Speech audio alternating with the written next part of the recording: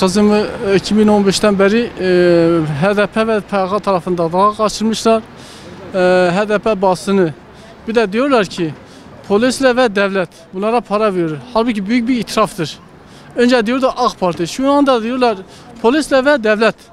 Büyük bir itiraftır. Bize itiraf atmasınlar. Biz çocuğumuz için buradayız. Çocuğumuzu arıyoruz.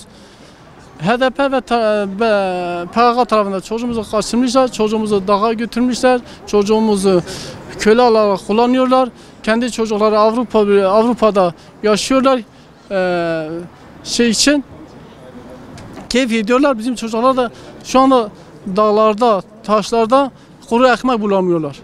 Hangi milletvekilinin çocuğun dağdadır? Söylenseler, gelsinler burada söylesinler. HDP milletvekili bizim yanımıza gelsinler. Gelsinler desinler kardeşim bu PKK'dır. Bu PKK'dır. Allah PKK kahretsin. Bize çekip gideriz. Halbuki PKK ve HDP aynı bir PKK'dır. İkisi de terör örgütüdür.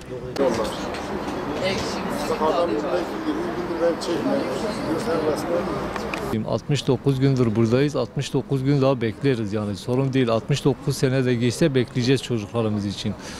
Bu HDP'liler kendi basınlarından açıklıyorlar. Polis bunlara para vermiş. Bunlar yalan söylüyorlar. 40 yıldır bizim gibi kimse onlara karşılık vermediği için bunlar bu iftirayı atıyorlar.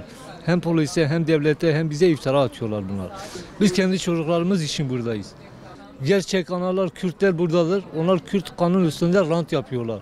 Gitsinler o rantı da kendi evlerinde yapsınlar, kendi çoluk çocuğu üstünde yapsınlar. Biz içeri girdiğimizde polisler sizi koruyor.